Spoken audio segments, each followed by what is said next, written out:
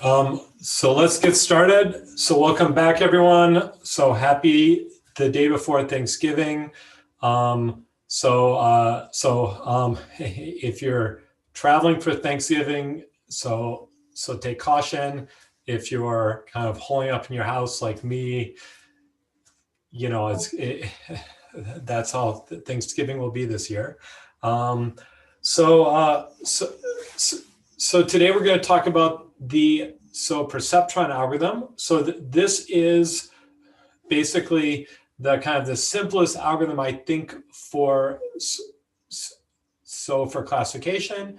In each of the kind of the core techniques or problems sections of the course, regression, clustering, dimensional reduction, and now classification, we kind of went over at least one kind of core algorithm, and that's what this lecture will be about. And I'll start by reviewing a couple of things about the general linear classification problem and the gradient descent way of thinking about it, because I felt like we kind of got a little bit rushed in that at the end of the last lecture as well. So let's start by looking at the schedule. So we're in the last section. There's going to be a quiz on Monday that will cover the lectures this week. So this lecture and the previous one, linear classification, as well as the sections on clustering as well. So still definitely study for the quiz. It'll be on Monday, the same time as usual, opening at 2:30. Hopefully this one will be on the simpler side. I know it's getting to the end of the semester, but still study this material. This is pretty important stuff. And then homework 5 has been posted. We talked a little bit about that last weekend or in the last lecture. This one's going to be due at the end of next week on Friday. I don't want to go too late in the exam period, so hopefully we can get these kind of graded before your final exam is the goal with this due date. End of the day on Friday, end of next week. So heads up for that. And then I'll plan to do a review session the Monday after classes are supposed to end, probably starting a little bit later than usual class time because I have a PhD proposal scheduled. And basically the plan can answer any questions then, or we'll go through the practice test, which I have here. This one you'll see is way more questions than will be on the final. Harder and probably longer than the final. The past semesters, I've just kind of gone through all of those questions, and I think that's a pretty good review of what's going on. When will homework 4 be graded by? I think Peter's starting to work on that. I don't know if Peter, if you want to just give an estimate. I expect to have it done by Sunday. Great. So hopefully you'll get it by Sunday. So I guess you have, if you get it done by then, you'll be able to see that before quiz 6. Although I don't think there's much overlap with homework 4 and the material on quiz 6 anyways. But yeah, so we had, yeah. Okay.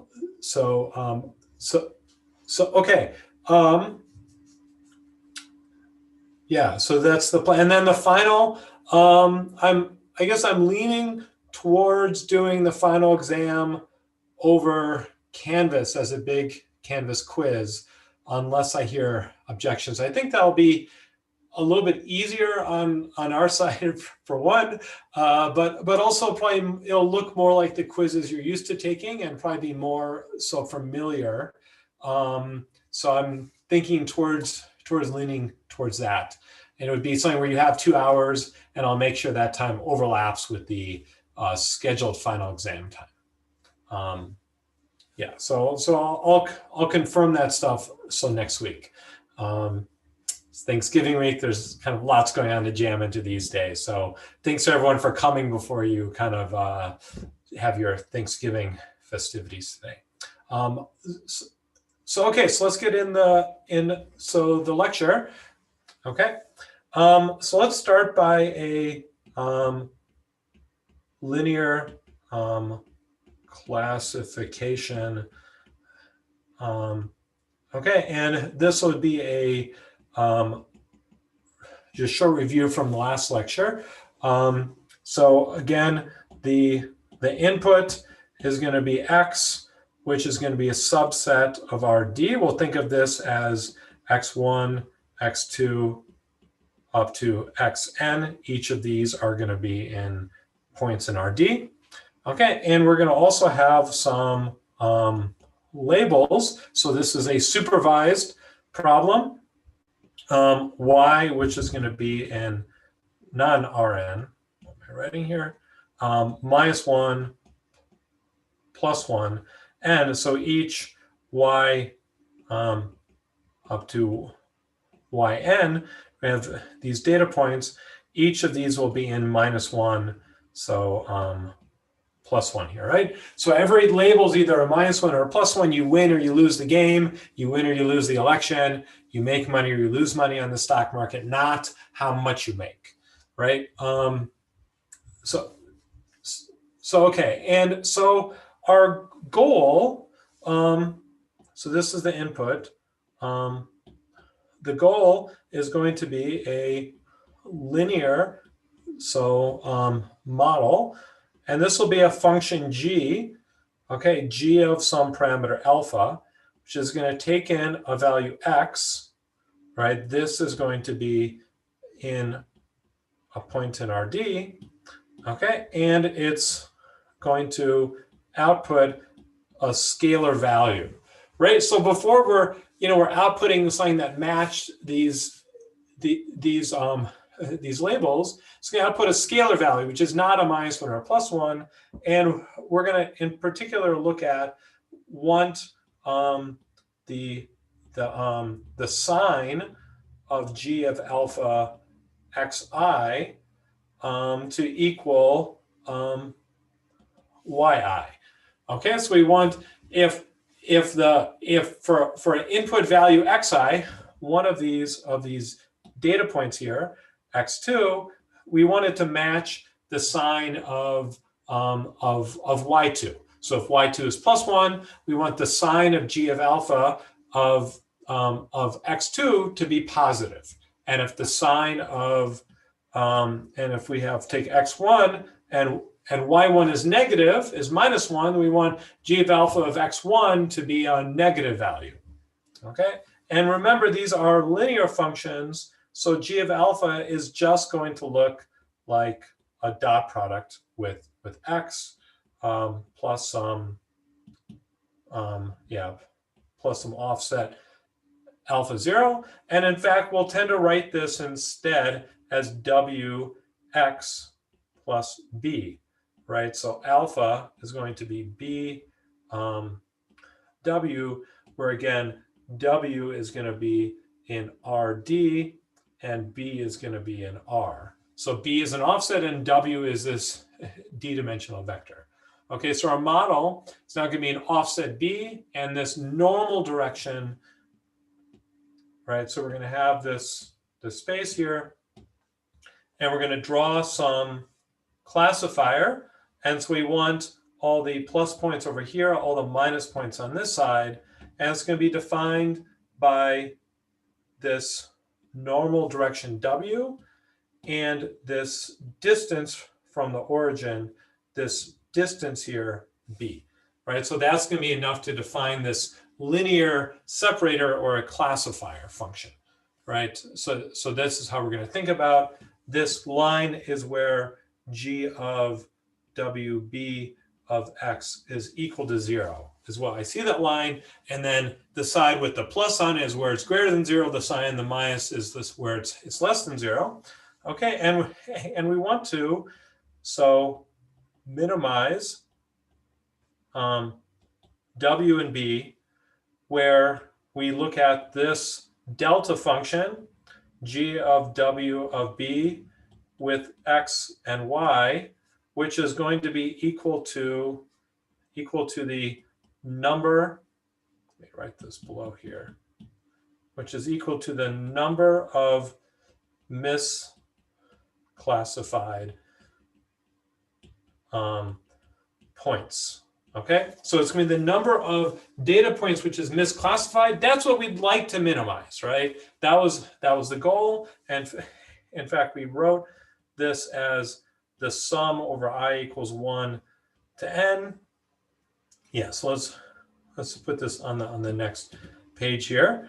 Okay, so we wanted to minimize this, and so we min of W and B of delta G of WB of X, Y, which is the number of misclassified points. And we wrote this as the sum equals I to n of this delta of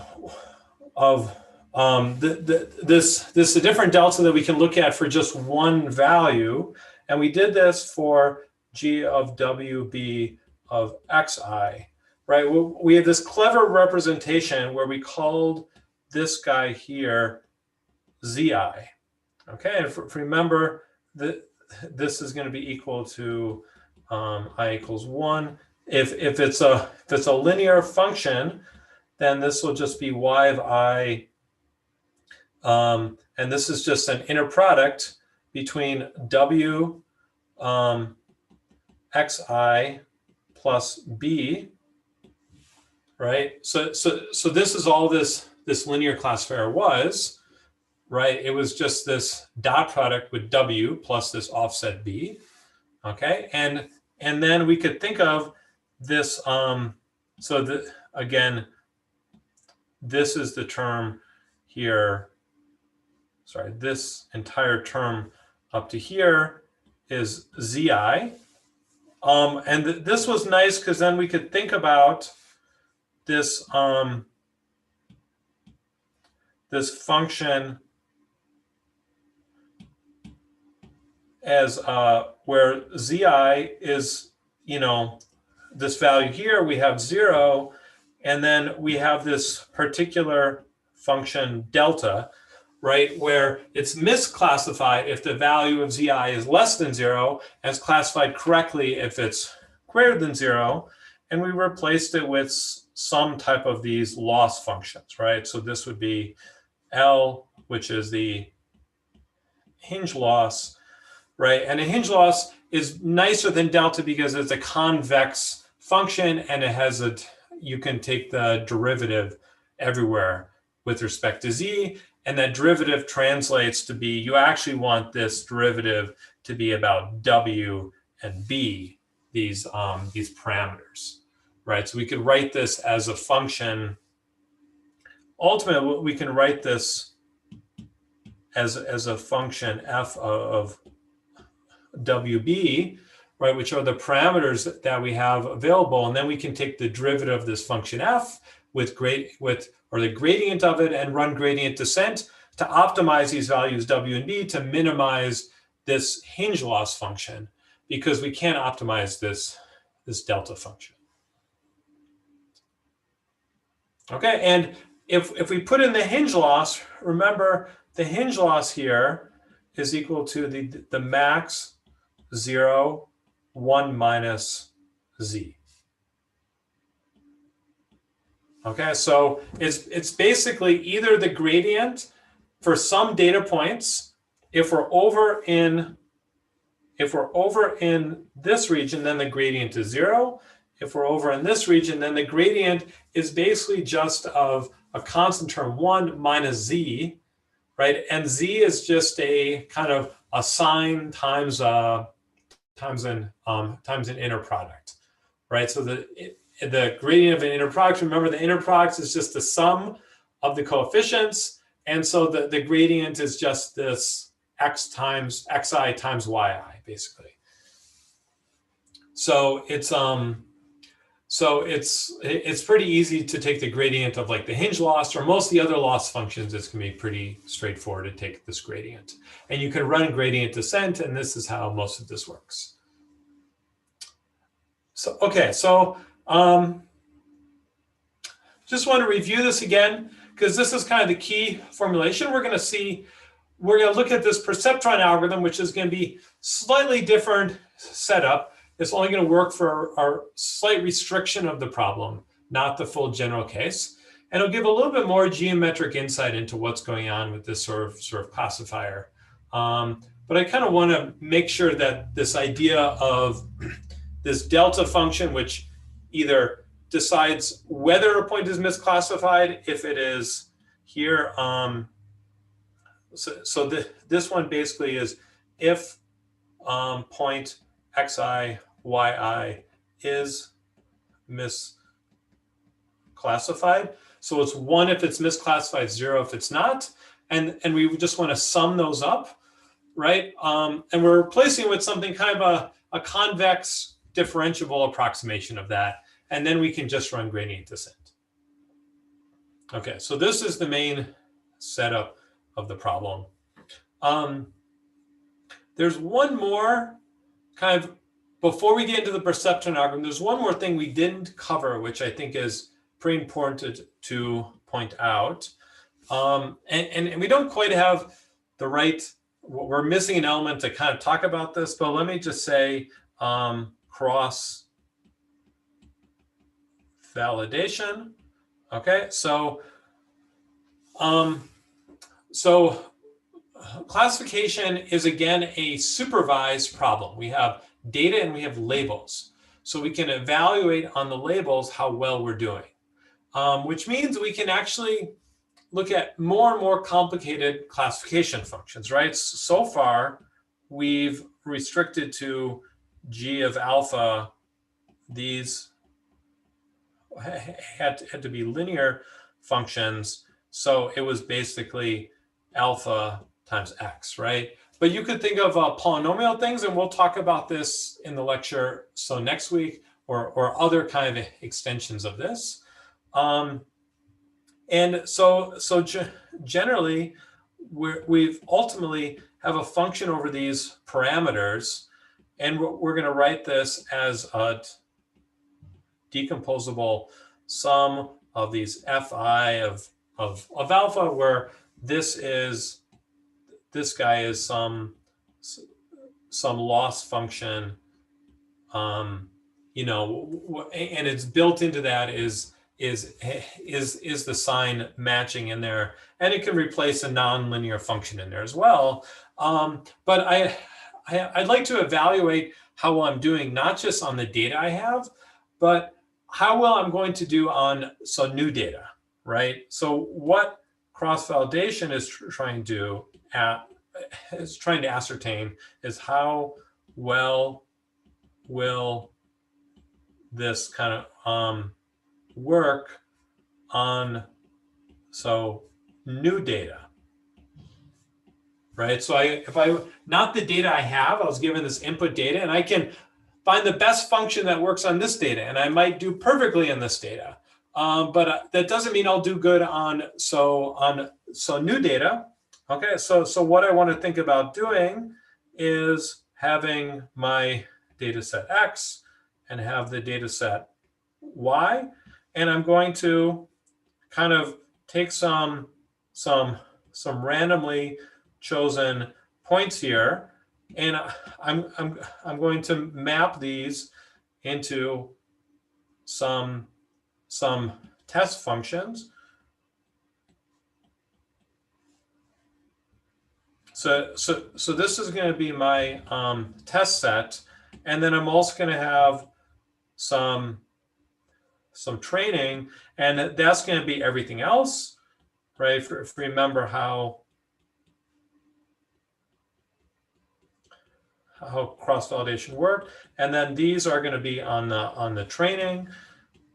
So this is going to be train, and I'm going to build the model on the train set and evaluate on the test set. So this is to build the model WB or alpha, and this is to evaluate on to see how well I expect it to work on some new data. I want to keep these separate. These are separate data sets. I'm randomly splitting them. This split is a random split, so each of them acts like an IID sample from some unknown distribution.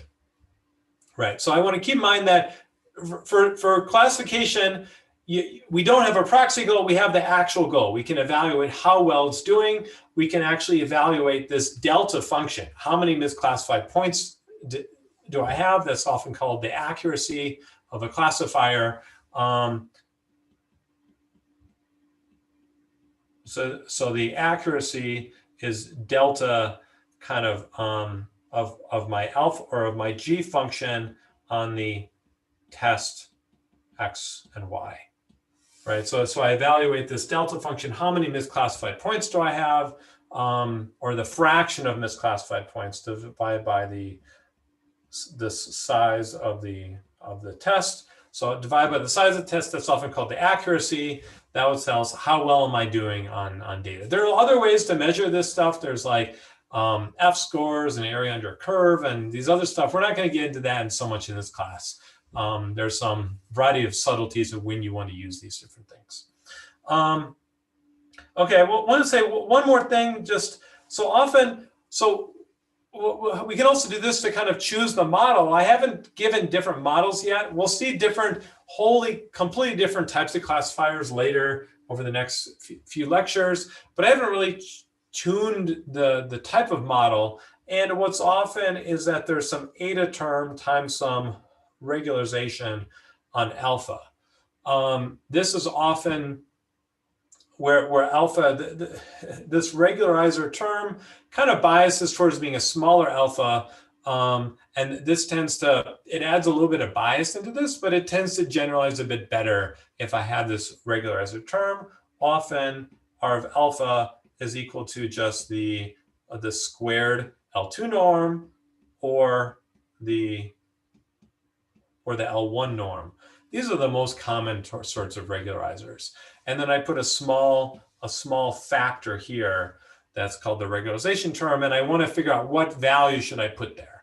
It's kind of plays the role of the degree of the polynomial, but now it's a continuous parameter. But I can use the test set to try and determine if I train different models with different values of eta on the training set, I can see which one works best on the test set again. Okay, but these are two separate things between the how well am I doing on new data versus choosing the best model. If I held out test data to choose this eta parameter, then that's part of the training step. So I need a separate data set to do the evaluation.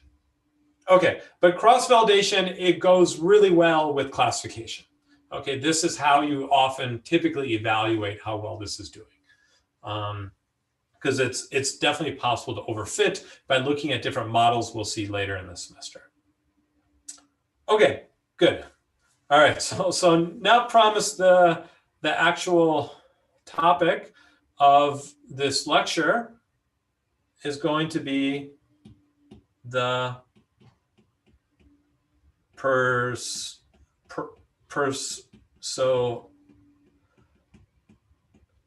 the perceptron algorithm. And so this is an algorithm for a linear classifier, although all the kernel techniques we'll see and the nonlinear techniques we'll see next lecture, it can work for this as well. This is one of probably a quite old algorithm. I forget the history of this one. It's like from the 1940s or 50s. And it's imagined, this is how pretty close to how individual neuron might work in your brain. It was kind of some of the intuition along the way of what's going on. Whether that's true or not, I think the models have gotten better for machine learning and for what a neuron does, and I think they've diverged a little bit at this point. But initially, that was kind of one of the initial kind of thoughts about this, and we'll see how this fits in the context of neural nets. So next week as well.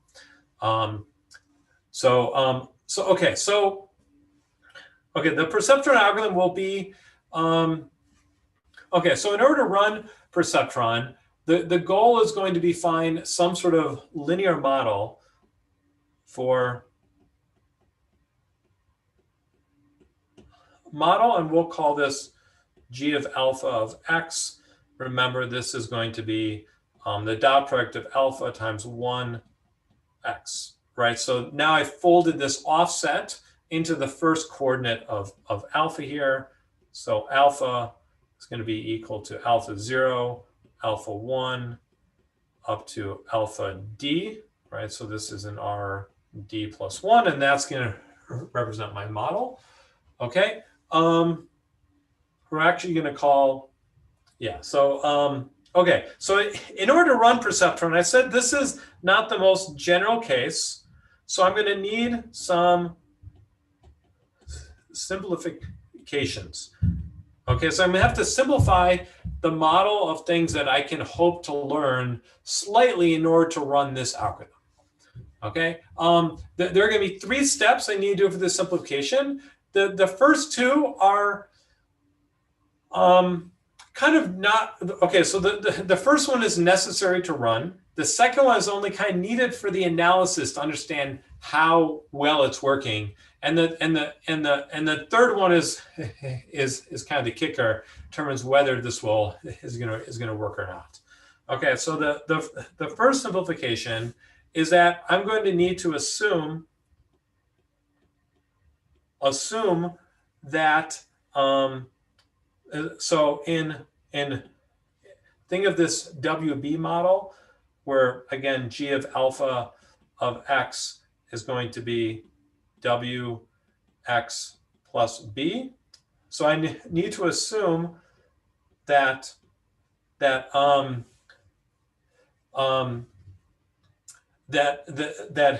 basically b star is 0.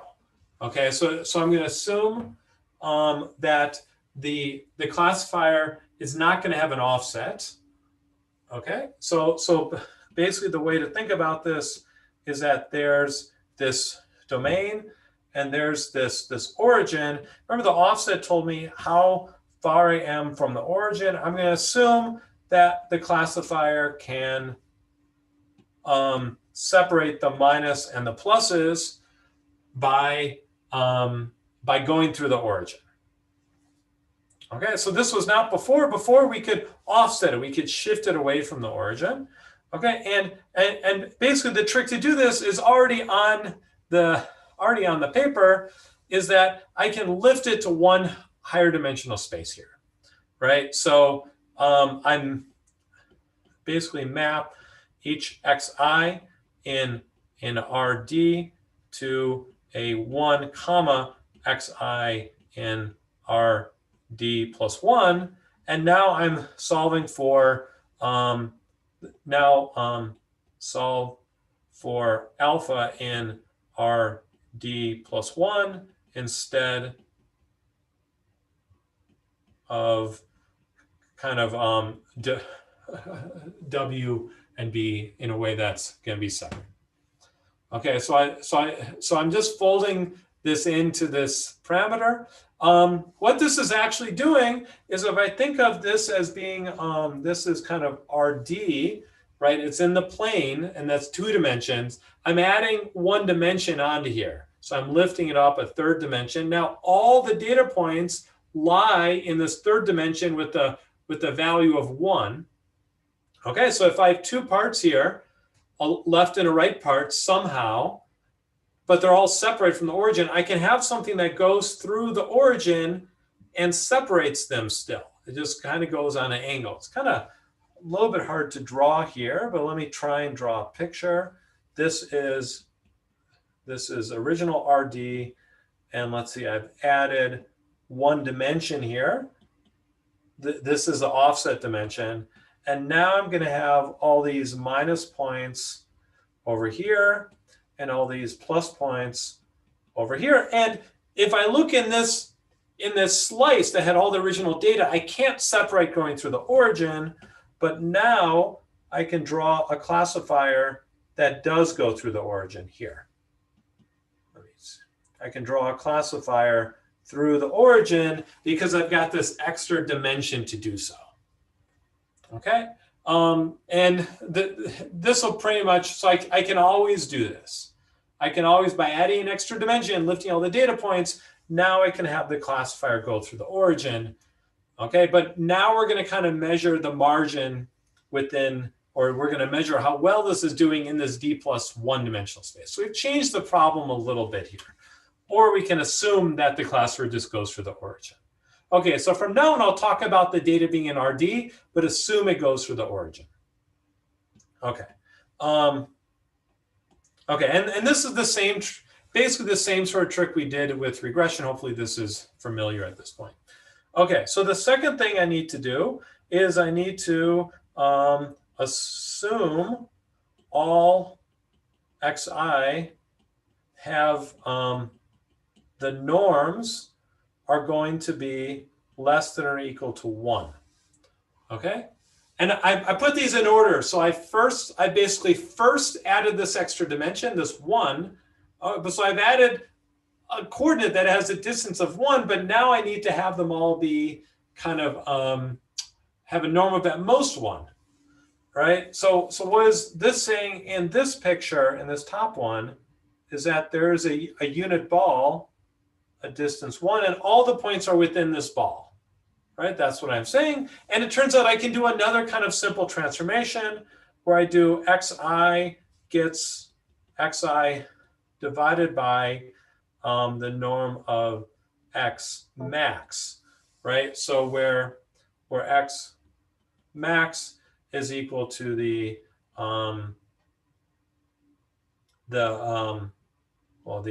arg max over xi in this data set, and I look at its norm. Okay, so I take the furthest away point, and I'm going to divide the norm of everything by the norm of this furthest away point. So this one furthest away point is going to be exactly on distance of 1, right? And everything else will be smaller than that. And I do this after adding this 1 coordinate, so that even after I do this, it's going to have a norm of at most 1. Okay, so I've added 1 coordinate, and that actually increases the norms of the points slightly, but then I'm going to shrink them down so they're all within a unit disk. This step is not really needed to run the algorithm, but this will allow us to kind of understand how well it's working, because we've removed the scale from the data. It depends on the scale of the largest point, it turns out. And so sometimes you can analyze it by understanding the norm of the largest point, but it's simpler just to think they're all inside of a unit ball. And for instance, if you're doing kind of some of these kernel classification techniques we'll see in the next lecture, this is actually going to be the case in a way that's implicit. You're implicitly going to get points with norm of 1. So you won't have to do this transformation. Sure. So, okay. And then, so these are both just simple transformation of the data, or you can assume them. And so we'll just assume these are true after this page. And then the third one is that the data set is linearly separable.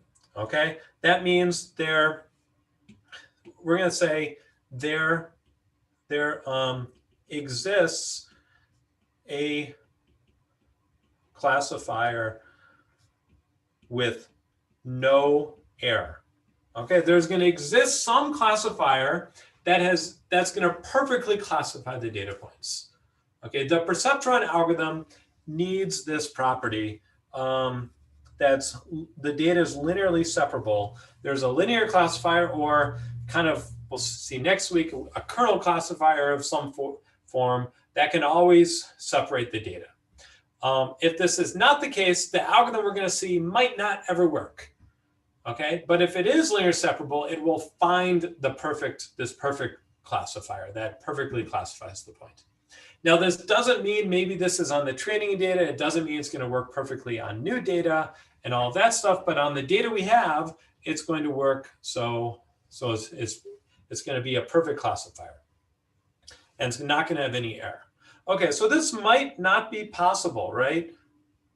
If we have another data point, like a negative data point up here, right? This is another negative data point in the light blue. Then there's actually no way to perfectly classify this data set with a linear classifier. So this might not be true. And if you draw examples in 2 dimensions, you can actually pretty easily find examples where you can't find a linear classifier, like this one here. Okay, so is this worth doing? Well, you know, in what's going to be happen is that if you're in high dimensions, it's going to be much easier to find a linear classifier that's perfect, a perfect linear classifier. There's a lot more ways you can move this around, and there's some you know, as much as I like this sort of mathematics, we're not going to get into the mathematics in this class of why this is the case. Why in high dimensions it's much easier to find a linear classifier, but it's basically the case, right? So I've recently been playing with some data that having to do with kind of understanding some language and text, and we often take this language, these words, and represent them in these high 300 or 1,000 dimensional space. And in this space, there's often linear classifiers in between kind of two types of data. And often the goal is just to find the best one as opposed to, I mean, perfect linear classifier, because there's so much degrees of freedom we can choose the classifier with.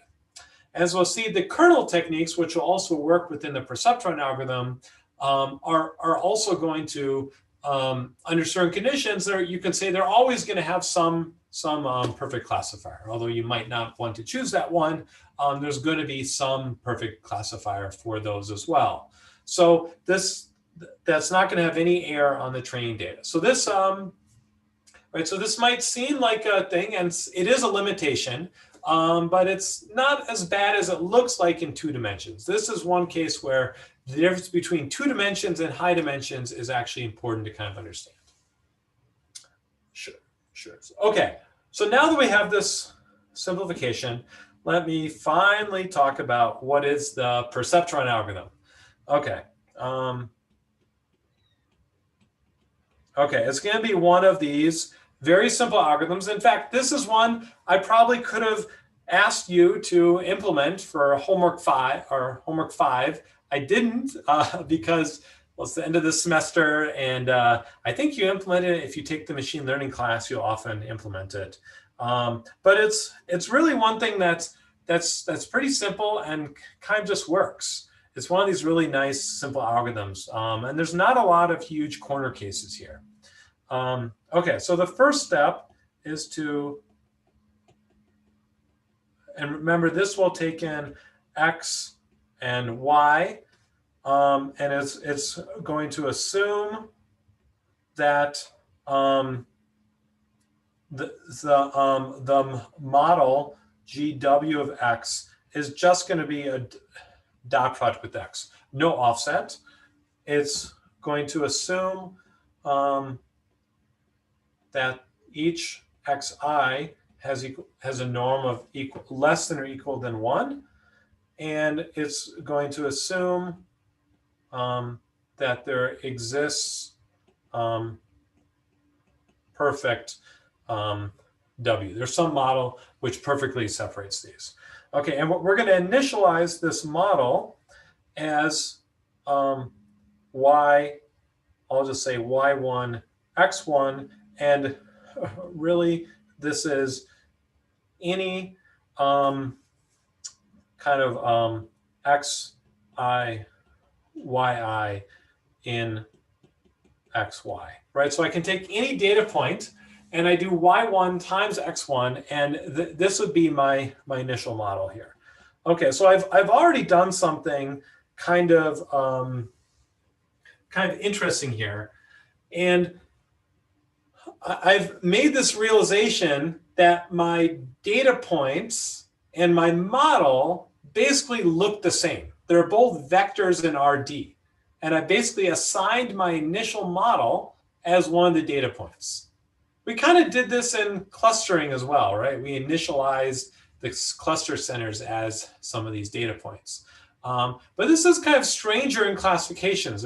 In classification, it was supposed to represent a normal and an offset, but here we're just giving one of the data points as this. Okay, so I'll work through an example, and hopefully this will make sense why this works. And this will be harder when we extend it to the kernel version. But this is kind of a weird thing that we're able to do here. And this is really important for this to be able to work. Okay. And so basically, if x1 is a positively labeled point, then it's pointing towards x1. W is pointing towards x1. If it's a negatively labeled point, it's pointing away from it. But we're initializing our model, and then we're going to the next step is going to be some repeat, and we're going to repeat something until we've stopped, right? So we've initialized, like we've done a lot of algorithms in this class, and then we're going to iterate until we've reached a good model. Okay, so now I'm going to find for any xi, yi, so any of the data points such that the following holds. If I take the dot product of xi with w and I multiply it by my sign, and this is less than, let's say strictly less than 0, right? So this says it is, this point is misclassified. Okay, if it is misclassified, right? So I have to find for any point which is misclassified. If I can find one misclassified point, then I update my model is my model plus yi xi. Okay, so I'm just going to update my model by adding this data point times its sign, right? So if I found a misclassified positively labeled point, I add it. I point more towards that misclassified point. If it is a misclassified negative point, I want the normal to point away from it, so I point more in the opposite direction of that point. Okay, so and I basically do this until either no misclassified points or for t steps. Okay, and then I'm going to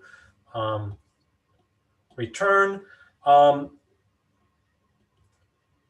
So basically, I want to return a normal vector. I've been adding these data points together, so this point's norm might be too big. So the last step, I'm going to normalize this. Okay, so the output is going to return something which is normalized. Similar to what I did with the power method, right? I wanted a unit vector at the end, so I'm going to get a unit vector at the end here. Okay, so this is the whole algorithm, right? I just find any point that's misclassified, and then I add that to the normal direction. And I do this until there are no more misclassified points.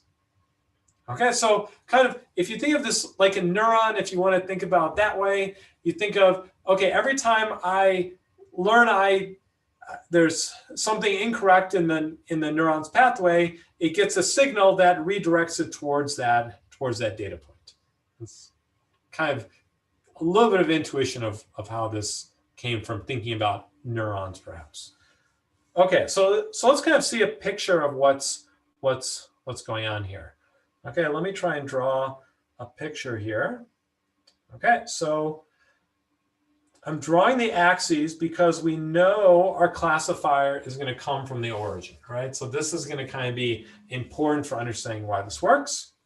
And we also are going to know that all the data points are going to lie inside this unit circle. Okay, and maybe it's a little shallower over here. I think I did a pretty good job of the unit circle. Okay, so we're inside of a unit circle. So we're going to have some positive points that could be, yeah, that one is. Okay, and then some negative points as well.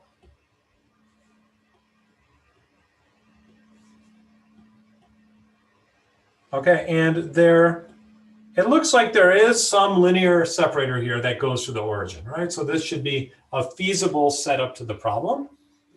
Okay, and let's kind of step through what's going on here.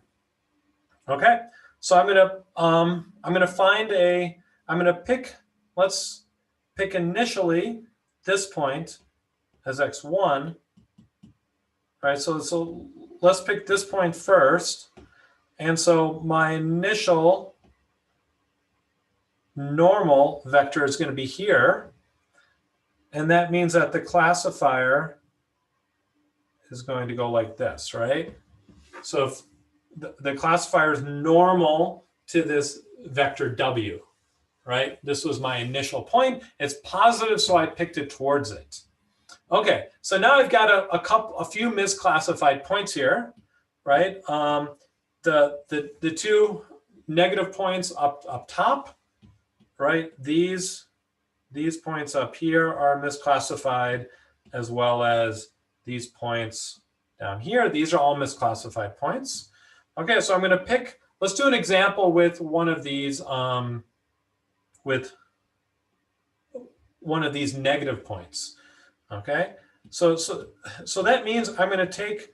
Let's see. I'm going to take this vector. Right, this would be x2, right? And I'm going to subtract it from W, right? So if I subtract it, I'm basically going to go in the opposite direction. I'm going to kind of add this. This is W minus x2, and this is going to be my updated W here. Okay, so because it's a negative point, I'm going to subtract it. If I found a positive misclassified point, I would have added it. Okay, but now I'm subtracting it. So I've got my W over here. Okay, and now I'm going to try and draw, let's say, to make it interesting, let's say, I haven't quite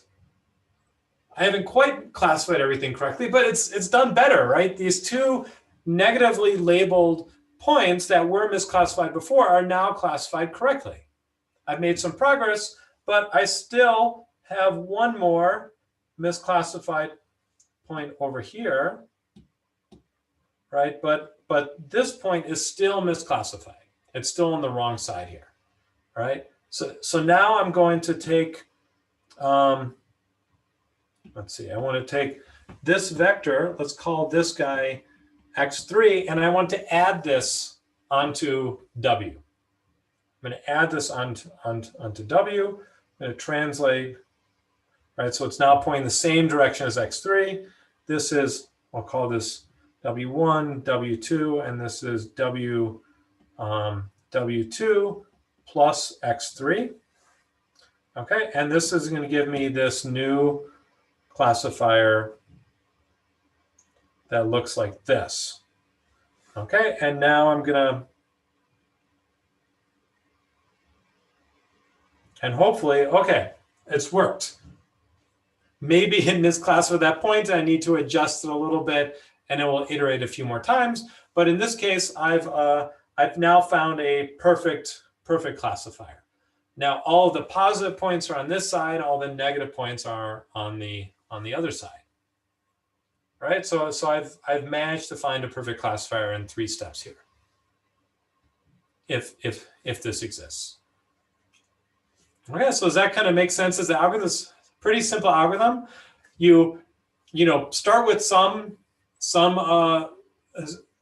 guess of the normal direction, find any misclassified point, and either add or subtract that to that vector, depending on if it was a negative or positively labeled point, until you don't have any more misclassified points. That's it. And so I'm going to argue now that this algorithm is always going to find, if there exists a perfect classifier, it will eventually find that perfect classifier or a perfect classifier. Okay, as long as it can go through the origin, right? If I remember this picture, all of my classifiers went through this origin. And so it was important for me to be able to think about this normal direction, this W, as being like a data point, right? They're both in RD, right? And this is kind of essential to kind of understand kind of why this worked. Okay, or at least be able to draw this picture. Okay, so let's think about why is this why is this working? Okay. Okay, so to kind of understand why this is working with, before I get into anything like a proof, there's one more kind of object, a geometric intuition of what's going on here, which is important beyond understanding just why the perceptron is working. There's something called the margin. Okay, and so this margin is kind of telling you, given a classifier, a perfect classifier or any classifier, how good is that classifier? It's a different way of measuring how good is it without counting the number of misclassified points, right? So, okay, the margin of a classifier. So let's say the margin gamma of WB, and I'll write the offset here because this is a little bit more general terminology, is going to be gamma is going to be equal to the min over all of the xi, yi in xy. So of all these data points is going to be the min of yi times xi dot w plus b, right? Or in general, yi times g of alpha of xi, right? So it's the minimum of this. Remember, I used this was like the zi value. This was the zi, and it's the minimum of all of these zi's. But remember, I wanted them to be positive and say how close are they to being negative, or maybe they're even negative so that my margin is negative in this sense. Okay, so instead of, before we were looking at a sum over these terms, a sum over a loss function times these zi's. Now I'm just looking at what is the minimum value, the minimum possible zi. I want to make, and effectively I want to make this large. Okay, and so given this notion of a margin, yeah, and it'll be, yeah, I'll just write this now. The optimal is going to be called the max margin. I'll write this down and then I'll draw a picture, which is going to be, so the max margin, actually, let me write this in two ways. So I'm going to say the max margin classifier, okay, is going to be W star B star, which is going to be the arg max of W and B of the min over xi, yi, and xy of yi g of alpha of xi, right? So it's the choice of the classifier which maximizes this margin, and then the max margin is just going to be the max instead of the arg max. So this would be gamma star, which is the min of xi, yi of xy of yi of these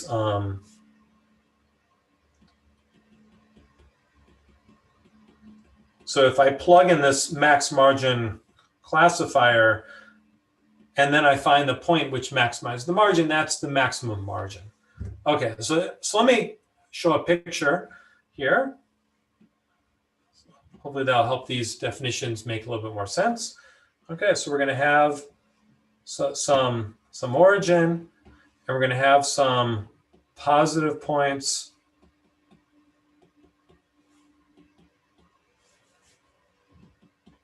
And we're going to have some of these negative points. Okay, and then I'm going to find some classifier. All right, we'll call this is a perfect classifier. Great.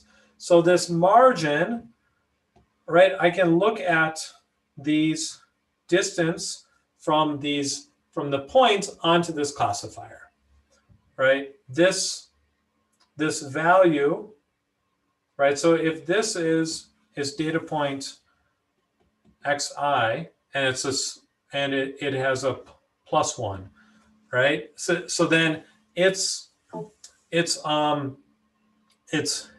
margin associated with this data point is going to be the +1 times, right? So remember, I have some normal direction and I have some offset b, right? So this, the margin associated with this is going to be the normal direction xi plus b. Okay, and that's going to be the distance in this green arrow direction. It's going to be the distance here. Okay, plus b. So how much positive is it? Remember that this is where g of wb of x equals 0. That's along this line.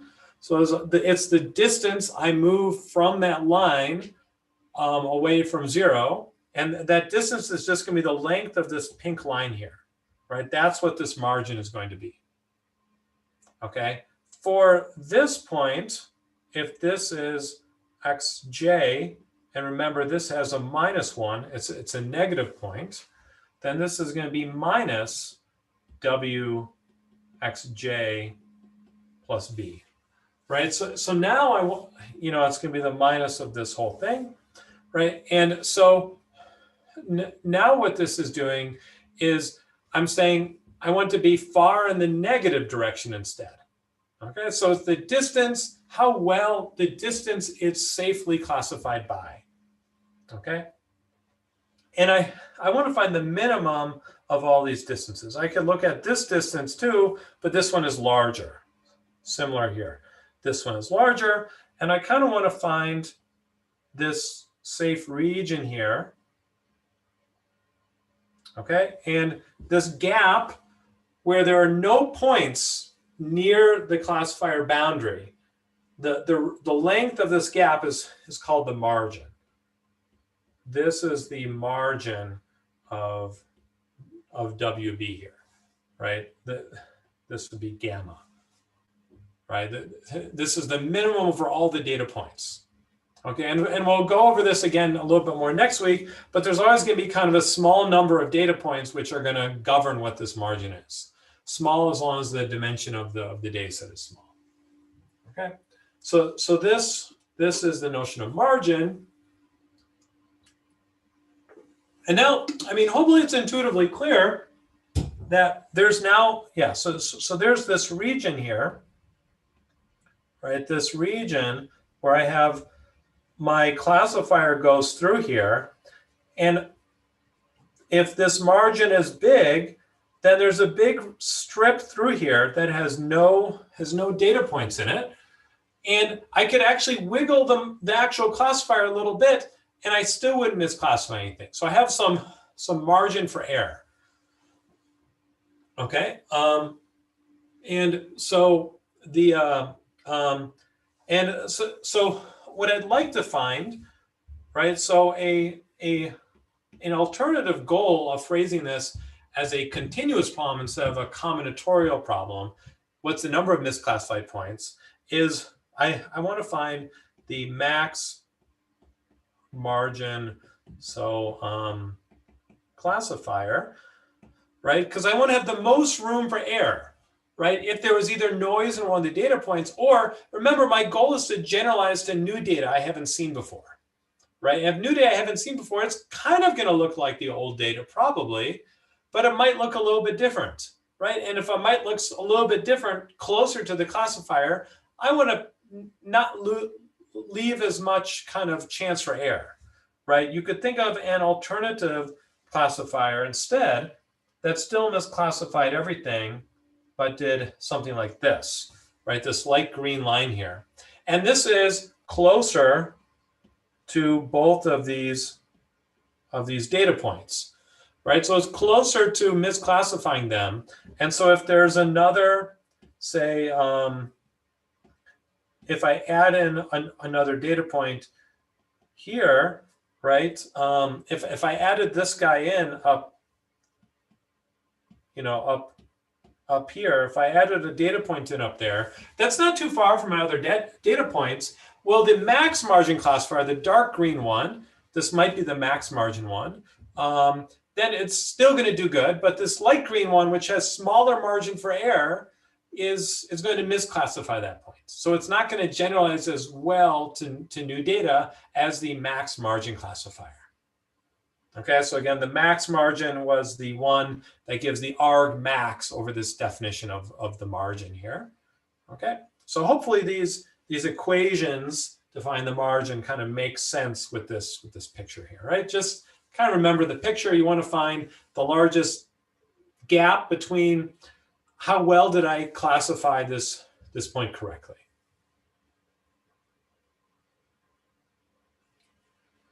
Okay. Okay, this notion of margin kind of explained why this is working well. And okay, so the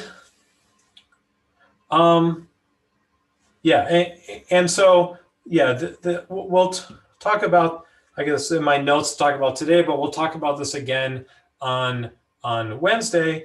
These points, which are, actually let me do a highlight on these. The points here, which are right on the boundary of the max margin classifier or of the classifier, are called the support points.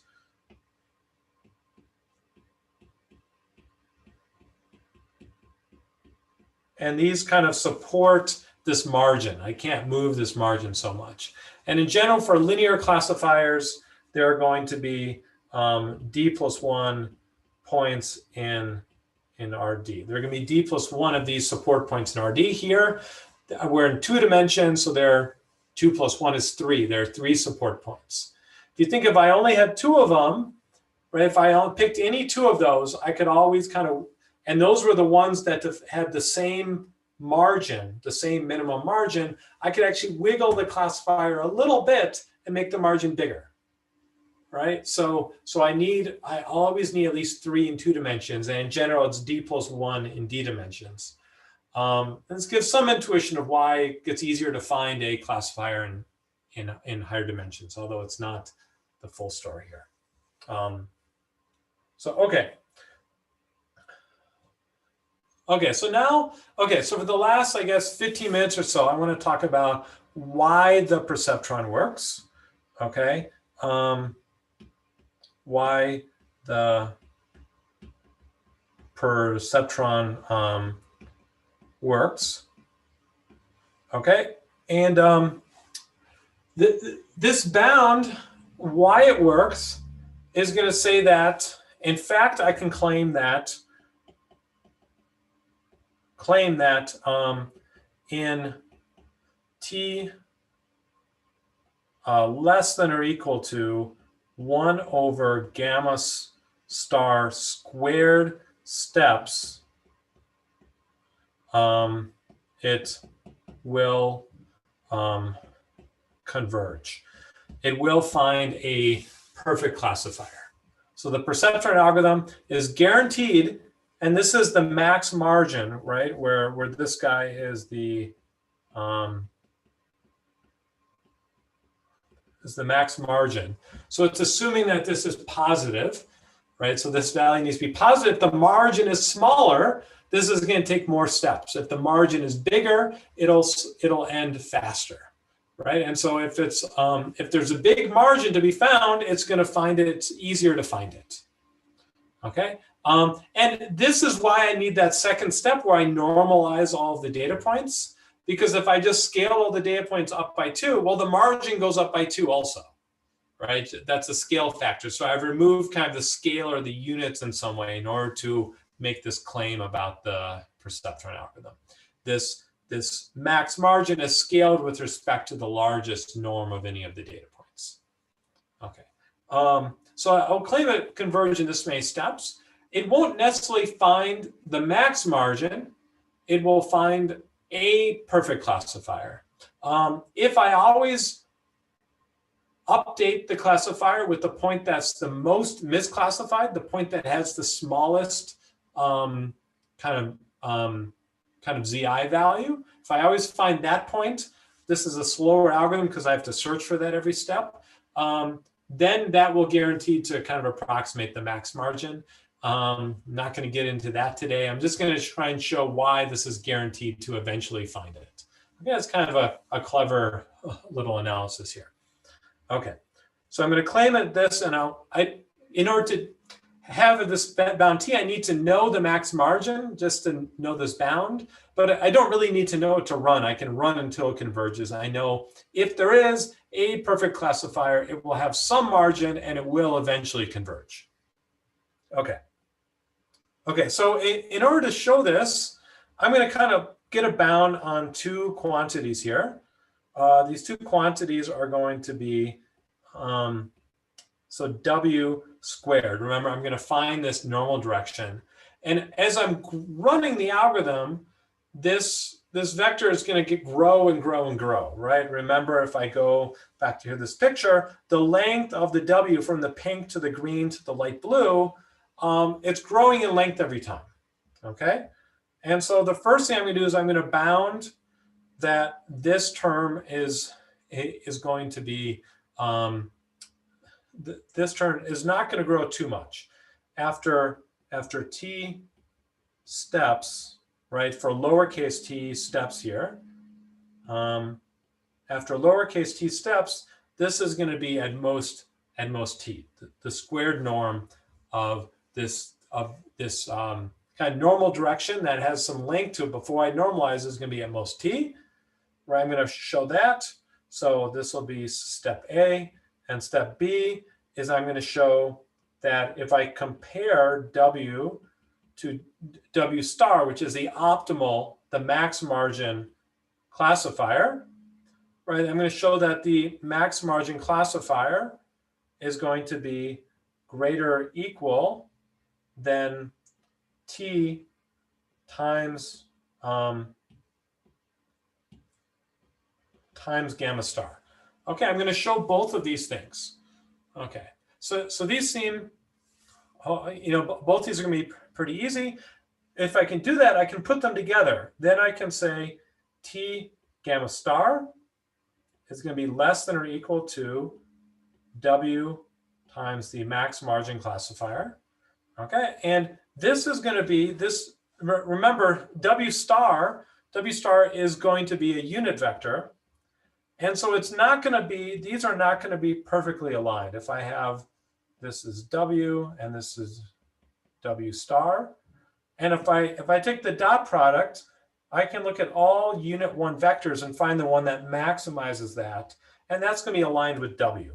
So this is going to be less than W over the norm of W. That's the unit vector in the direction of W. Okay. And so this is in fact exactly equal to the norm of W. If I do the squared norm of W, that's equal to W dot with itself, right? That's its squared norm. But now I'm dotting with the dot product. So one of the two terms does not have a scale. So I just get back the norm of W. Oh, wait, I know that this is going to be less than or equal to square root T from property A. Okay, so I start with property B, I work to property A, and now I can solve for T. Okay, I can solve for T. And if I solve for T, I'm going to get that if T is less than 1 over gamma squared, then T has to be less than 1 over gamma squared. Okay, so if I can show that properties A and B are true, then I can put them together in this kind of clever thing here and show that T must be less than 1 over gamma squared. Okay, so I'm going to say that in every step where I can find a misclassified point, then I'm going to guarantee A and B are true. B may not be true if I can't find a misclassified point. I'm not going to be able to ensure B is always going to be true if there's no misclassified point. So that means if I get to a point where this longer inequality does not hold, then it means I must have stopped the algorithm. Okay, so if I run for t too many steps, I must have already stopped the algorithm because I couldn't find any of the misclassified points. Okay, right, and I can solve for this t here by, I divide by t on both sides, I get 1 over the square root, or I divide by square root t on both sides, I get square root t on the left, and 1 over gamma squared on the right, and I square both sides to get the red term here. Okay. So let's first argue that, let's first argue that part A, and you'll see that this is not too hard. This is, remember, this is W, right? W inner product with itself.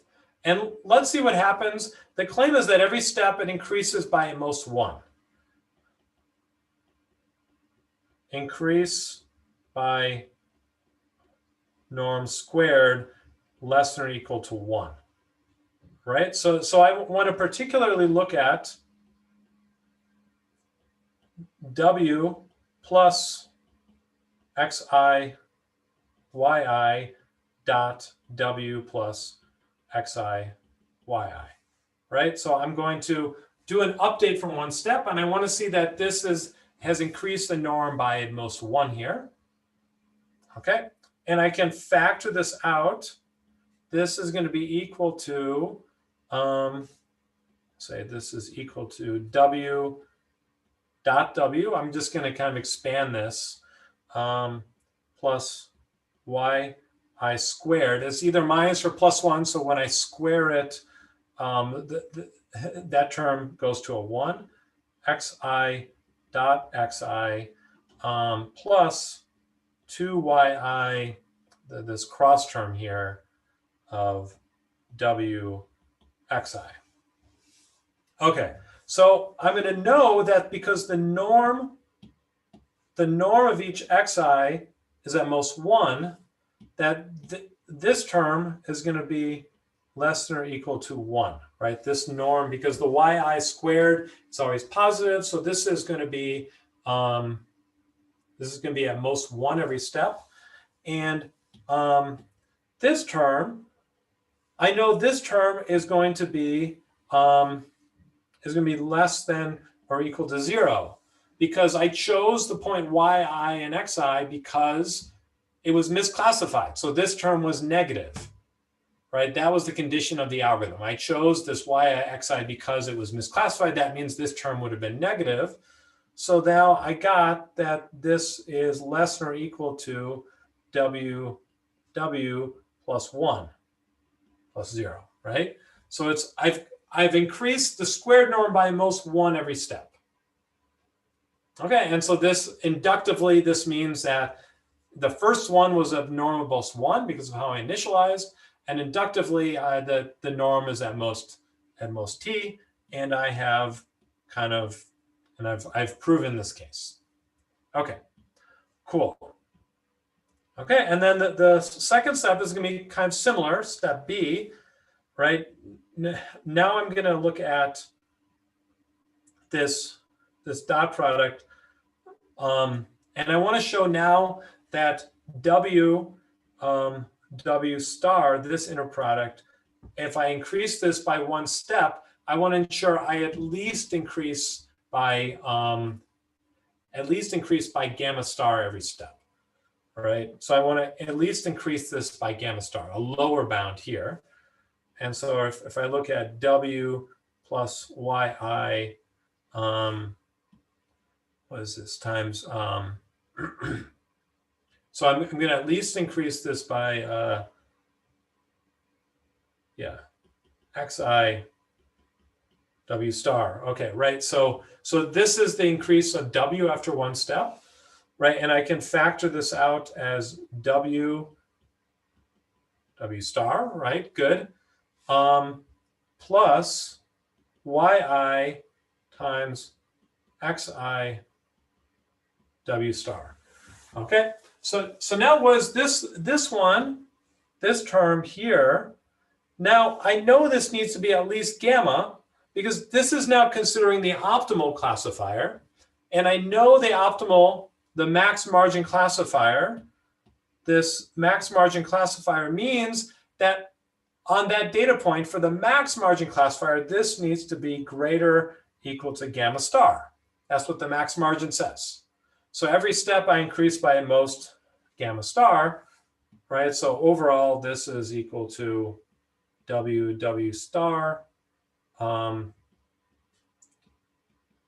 plus gamma star. And then inductively again, it's going to be kind of, and then I get this inductive proof that after t steps, it's going to be at least a norm that w is the dot product with those are going to get closer and closer, at least a norm of t times gamma star.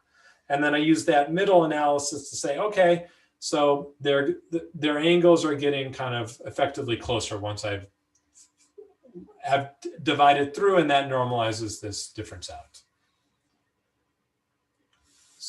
So okay, so hopefully this made sense, gave a little intuition why it's working. If you're almost there and you want to ask more, you can ask questions now. We've got a few minutes left. It's written in even more detail in the book, so you can go study it if you want to. Hopefully this gives it an intuition of why this perceptron algorithm works. This kind of, again, key thing here, it's a very simple algorithm. Basically, you start with the key thing is that you're able to kind of initialize the normal of the classifier at one of the data points, right? That there's this duality where I can think of the classifier as a normal direction, but it also could be the direction of one of the data points. And that's because I've assumed that it goes through this origin here, right? I assume that there was no offset term here, and I can correct for that, right?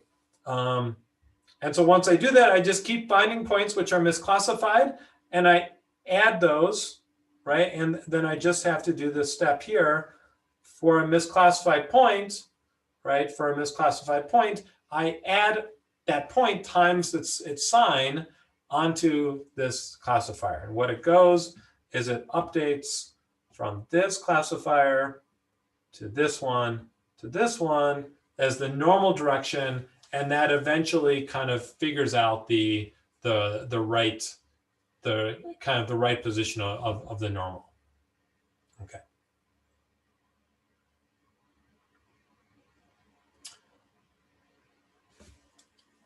Yeah, so great. So this is what I had planned. Hopefully that made sense. But we got a couple minutes for questions.